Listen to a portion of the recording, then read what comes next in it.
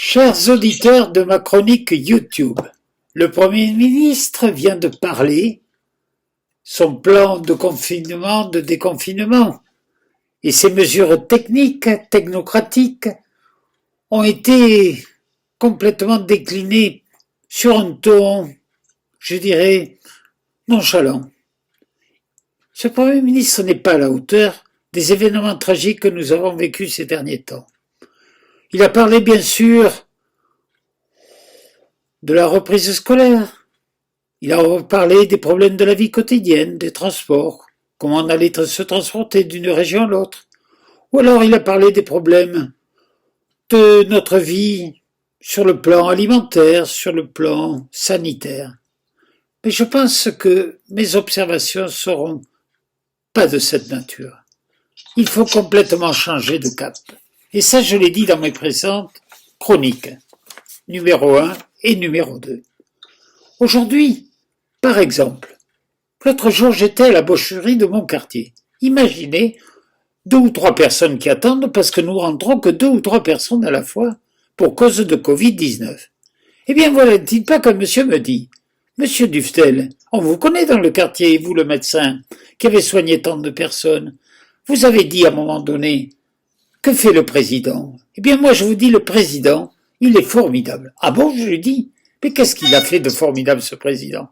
Eh bien, tenez-vous bien, il n'y a plus de virus à partir du 11 mai. Ah bon ?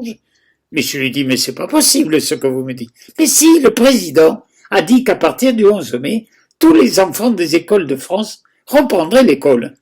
Alors, j'ai bien pensé que, effectivement, il n'y avait plus de virus à partir du 11 mai. C'est tout simple, le président l'a dit. Bon, très bien. Mais tenez-vous bien, cher monsieur Dufetel, voilà encore ce qu'il me dit.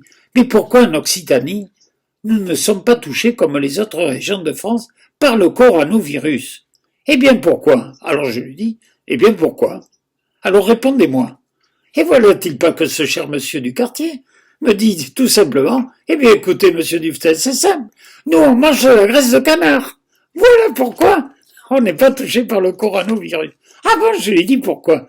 Ah ben je lui dis c'est la même chose à Lyon, avec la rosette, ou alors à Nîmes avec la brandade. Peut-être qu'en Alsace la choucroute protège du coronavirus. Et puis à quoi encore ? Voilà. Ce cher monsieur est reparti, il a fait ses courses, et les mois allaient bien, et nous sommes repartis en nous disant au revoir, à la prochaine, et vive le coronavirus. Parmi nos autres réflexions d'aujourd'hui, j'en poserai une plus grave, celle des fameux masques de protection pour la population. Tenez-vous bien, ces masques, nous allons en bénéficier tous, soi-disant, à partir du 11 mai. Formidable, combien il en faut ? Sachant qu'un masque a une durée d'utilisation de 3 heures maximum, qu'il peut être lavé seulement 10 fois. Et oui, ensuite, il faut ne pas, en ayant lavé, il ne faut pas le reprendre en touchant le tissu du milieu.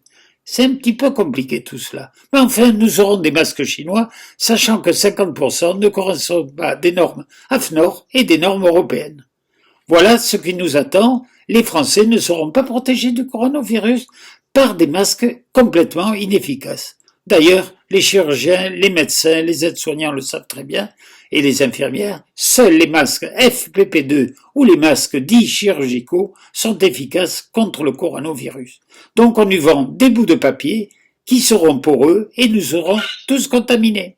Voilà ce qui va se passer. La pandémie va recommencer et s'accroître encore plus. Bref, mes chers concitoyens, mes chers amis, mes chers auditeurs, l'avenir est quand même sombre. Mais nous n'avons pas fini cette réflexion. Tout simplement, quand est-ce que le coronavirus va finir ? Combien de temps allons-nous traîner cette pandémie ? Eh bien, nous ne le savons pas. Et d'ici là, est-ce que nous aurons un vaccin ? Sachant que depuis 30 ans, le sida existe, c'est un virus qui le transporte. Le virus VIH, virus de l'immunodéficience humaine. Eh bien, sachez qu'au bout de 30 ans, il n'y a toujours pas de vaccin contre le sida.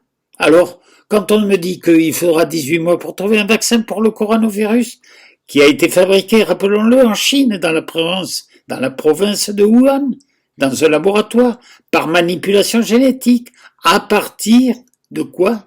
De fragments d'ADN, d'ARN, d'une chauve-souris, porteuse d'un coronavirus. Voilà ce qu'il fallait dire ce soir.